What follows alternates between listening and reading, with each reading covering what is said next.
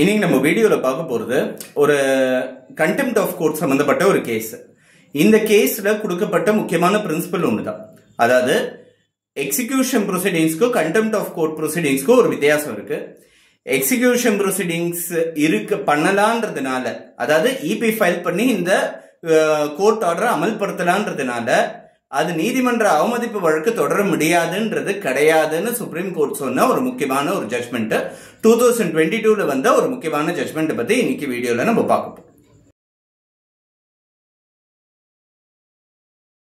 இந்த கேஸோட title HSBCPI Holdings vs Pradeep Shanti Prasad Jain அப்படின்னு சொல்லி ஒரு கேஸ். இது 2022 ஜூலை 11ஆம் தேதி தீர்ப்பாக்கப்பட்டது. Honourable justice MP Shah Jai கொடுத்த சுப்ரீம் கோர்ட் ஜட்மெண்ட் உண்டு. அவர் அடங்கிய பெஞ்ச் கொடுத்த ஒரு ஜட்மெண்ட் உண்டு. இந்த கேஸ்ல ரெண்டு சைடும் முக்கியமான சீனியர் கவுன்சில் ஆர்கியூ பண்ணிருக்காங்க.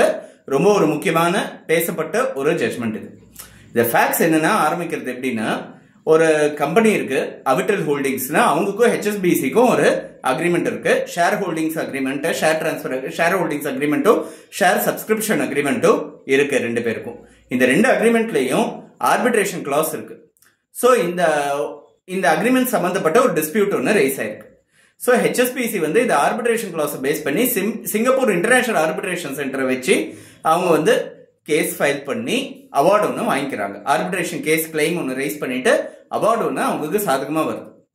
இந்த சாதகமா வந்த அவார்டு கீழே இவங்க $50 million அவங்க ஒரு அக்கௌண்ட்ல ஹோல்ட் பண்ணி வைக்கணும் அப்படின்னு சொல்லி, $50 million கீழே வேல்யூ இருந்ததுன்னா அந்த வேல்யூ சரி செய்யும் விதமான அந்த எக்ஸஸ் அமௌண்ட்டை கட்டி அந்த $50 million பேலன்ஸ் மெயின்டைன் பண்ணி ஒரு அக்கௌண்ட்டை மெயின்டைன் பண்ணணும் அப்படின்னு சொல்லிட்டு தான் அவார்டு இருக்கு.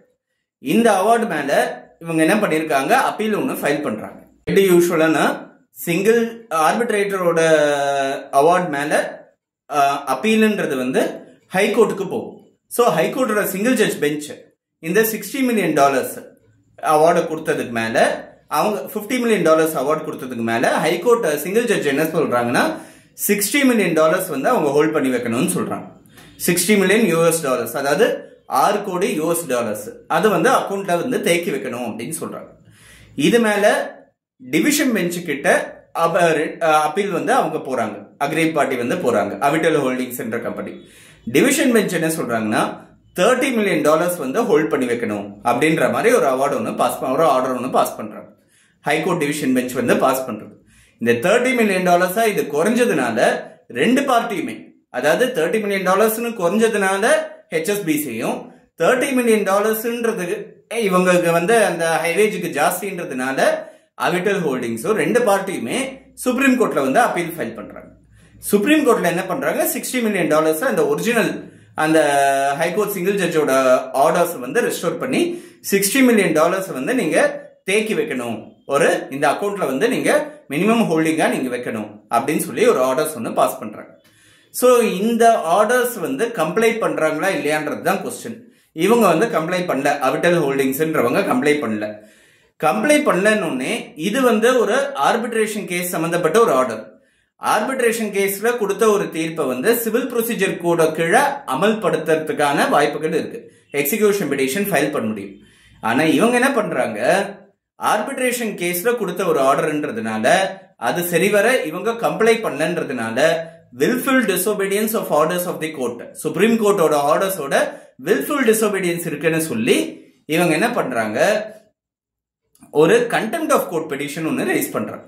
கண்டெம்ட் ப்ரொசீடிங்ஸ் ஆப்போசிட் பார்ட்டி மேல ரைஸ் பண்றாங்க. இதுல என்ன சொல்றாங்கன்னா, willful disobedience, வேணும்ட்டே இவங்க இத கம்ப்ளைண்ட் பண்ணாம இருக்காங்க. ஆர்டர்ஸ் சுப்ரீம் கோர்ட் கொடுத்திருக்கு, எந்த விதமான சரியான காரணம் இல்லாம இதை கம்ப்ளைண்ட் பண்ணாம இருக்காங்கன்றதுதான் இவங்களோட குற்றச்சாட்டு. இந்த குற்றச்சாட்டுக்கு அகைன்ஸ்டா இவங்க கொடுக்கிற டிஃபென்ஸ் என்னன்னா, ரெண்டு டிஃபென்ஸ் சொல்றாங்க. ஒன்னு, எக்ஸிகியூஷன் ப்ரொசீடிங்ஸ் பண்ணக்கூடிய ஒரு ஆர்டர் மேல contempt of court proceedings raise பண்றது தவறு அப்படின்னு சொல்றாங்க. அதாவது இபி ஃபைல் பண்ணி நீங்க அமல்படுத்தலாம். இது ரெண்டு நபர்களுக்கு நடுவுல இருக்கிற ஒரு டிஸ்பியூட். இது நீங்க இபி ஃபைல் பண்ணி அமல்படுத்தலாமே தவிர்த்து நீங்க இது நீதிமன்றத்தை அவமதிக்கணும்ன்றது என்னோட நோக்கம் கிடையாதுன்றது எல்லாருக்கும் தெரியும். அதனால நீதிமன்ற அவமதிப்பு வழக்கு தொடர்றது தவறு அப்படின்னு சொல்லி முதல் டிஃபென்ஸ். டிஃபென்ஸ் நம்பர் 2 என்ன எடுக்கிறாருன்னா, எனக்கு வந்து ஹை வேஜ் இல்ல. கண்டெம்ட் ஆஃப் கோர்ட் ப்ரொசீடிங்ஸ்ன்றது வில்ஃபுல் டிசோபீடியன்ஸ் ஆஃப் ஆர்டர்ஸ் இருந்தா தான் பண்ண முடியும். அதாவது காரணம் இல்லாம வேணும்ட்டே சரிவர காரணம் இல்லாம வேணும்ட்டே நீதிமன்றத்தை அவமதிக்கணும்ன்ற நோக்கத்தோட நீதிமன்றத்தோட ஆணைய பிற்படுத்தாம இருக்கிறாங்க அப்படின்னா அவங்களுக்கு wilful disobedience of orders of the கோர்ட்ன்றது அலிகேஷன் வரதுக்கான வாய்ப்புகள் இருக்கு. சோ வில்ஃபுல் டிசோபீடியன்ஸ் ஆஃப் ஆர்டர்ஸ்னா வில்ஃபுல் நேச்சர், டெலிபரேட் நேச்சர் வந்து இருக்கணும் அவங்களுக்கு. இவங்க வந்து டெலிபரேட்டா இல்ல, என்கிட்ட ஐவேஜ் இல்ல, என்னால இதை வந்து ஃபாலோ பண்ண முடியல, ஆர்டர்ஸ் வந்து நியாயம் தான், நான் அதுக்கு தலைவணுங்கிறேன், ஆனா என்கிட்ட பணம் இல்லைங்க, $50 மில்லியன் வந்து $60 மில்லியன் வந்து எனக்கு ஷார்ட் ஃபால் வந்து கட்டுறதுக்கான சூழ்நிலை எனக்கு கிடையாது அப்படின்னு சொல்றாங்க. சோ இது ரெண்டு விஷயத்த வந்து அவங்க டிஃபென்ஸா ரைஸ் பண்றாங்க. இதுக்கு சுப்ரீம் கோர்ட்டோட பாயிண்ட் ஆஃப் வியூ என்னன்றதை நம்ம பார்ப்போம். Execution of judgment does not have a bearing on contempt proceedings. முதல்ல அவங்க கொடுக்குற விஷயம், அதாவது கண்டெம்ட் ஆஃப் கோர்ட் கேஸ் வந்து கோர்ட்டுக்கும் தனிநபருக்கும், கண்டெம்னார் வர்சஸ் கோர்ட் தான். கோர்ட்டை நீதிமன்றத்தை அவமதிப்பு பண்ணதான், அது வந்து நீதிமன்றத்தோட கவனத்துக்கு கொண்டு வருதுதான் அந்த பெட்டிஷனரை தவிர்த்து கண்டெம்னார் வர்சஸ் கோர்ட் தான் கண்டெம்ட் ஆஃப் கோர்ட் ப்ரொசீடிங்ஸ். இதுக்கும் அமல்படுத்துறதுக்கும், அதாவது எக்ஸிகியூஷன் ப்ரொசீடிங்ஸ் பொறுத்த வரைக்கும் petitioner versus respondent, decree holder versus judgment debtor, தீர்ப்பு யாருக்கு சாதகமா இருந்தது, தீர்ப்பு யாருக்கு எதிராக இருக்கு, அவங்க ரெண்டு பேர் தான் பார்ட்டிஸ். கண்டெம்ட் ப்ரொசீடிங்ஸ்ன்றது வேற, எக்ஸிகியூஷன் ப்ரொசீடிங்ஸ்ன்றது வேற.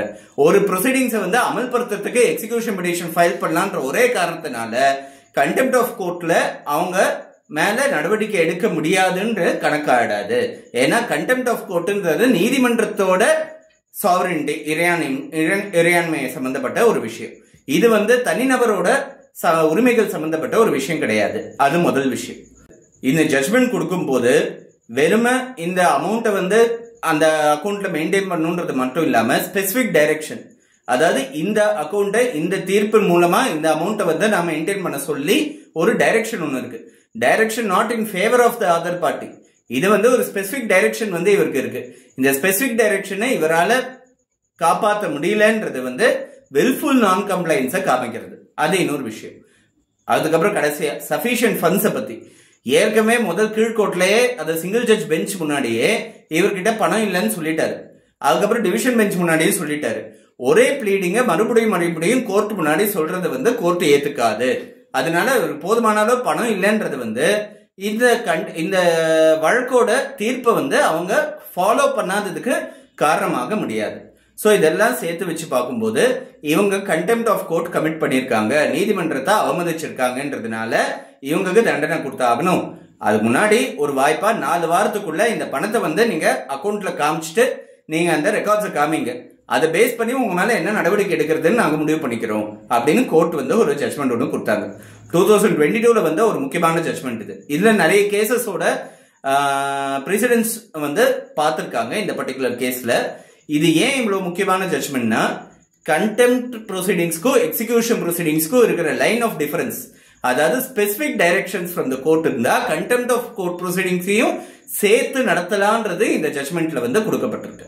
ஒரு இன்ஜெக்ஷன் ஆர்டர் எதிராளி வந்து கம்ப்ளைண்ட் பண்ணல, நேரடியாக கண்டெம்ட் ஆஃப் கோர்ட் ப்ரொசீடிங்ஸையும் சேர்த்து நடத்த முடியும். அதுக்கான வழி இருக்கு. அதுக்கான வழியை வந்து செஞ்சு கொடுத்தது வந்து இந்த ஆர்டர்ல இருந்து தான் அப்படின்றது நமக்கு தெரிய வருது. இது ரொம்ப ஒரு முக்கியமான ஒரு judgment. HSBC PI holdings versus Pradeep Shanta Prasad Jain.